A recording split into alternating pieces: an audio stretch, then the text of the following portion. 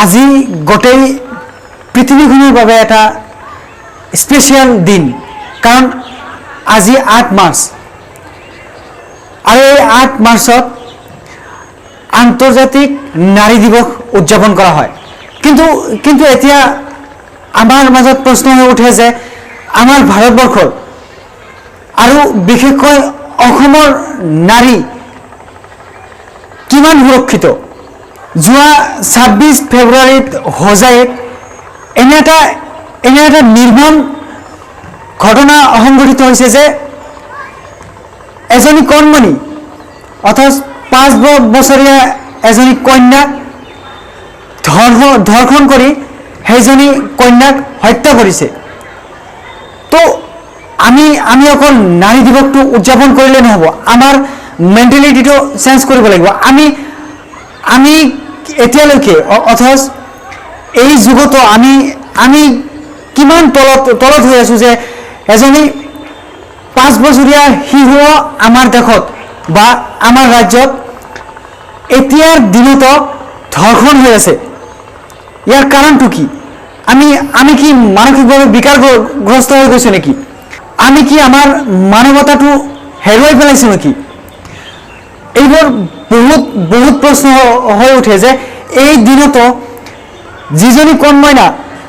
এতিয়াৰ সময়ত তেওঁ অকল মৰম পাব মই ভাবোঁ যে তেওঁ দেৱীৰ এটা ৰূপ আৰু সেই সময়তে ৫ বছৰীয়া এজন শিশুৰ ধৰ্ষণ হোৱাটো অসমৰ ৰাইজে কেতিয়াও মানি ল'ব নোৱাৰিব আৰু মোৰ ব্যক্তিগত হিচাপে মই কেতিয়াও এই ঘটনাটো মানি ল'ব নোৱাৰোঁ আৰু মই আৰু অসমৰ গোটেই ৰাইজৰ তৰফৰ পৰা মই এইখিনিয়ে চৰকাৰক ক'ব বিচাৰোঁ যে সেইজন পাখণ্ডক তাক ইমিডিয়েট উপযুক্ত শাস্তি দিয়ক তাক অকল জেলতে নহয় তাক মই ভাবোঁ যে তিহাৰ জেলত পঠোৱা যাওক বা চৰকাৰে যদি পাৰে তাক অতি সোনকালে ফাঁচি দিয়ক কাৰণ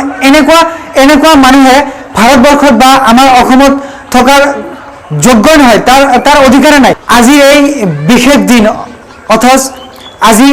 আন্তৰ্জাতিক নাৰী দিৱসৰ দিনটোত মই অসম চৰকাৰক আহ্বান জনাইছোঁ যে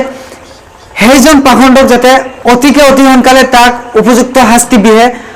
আৰু মই আৰু এটা কথা ক'ব বিচাৰোঁ যে প্ৰত্যেকজন মাতৃয়ে যাতে সিহঁতৰ শিশুবোৰক উপযুক্ত গাইড দি ৰাখে আৰু যদি আমাৰ অসমৰ ৰাইজে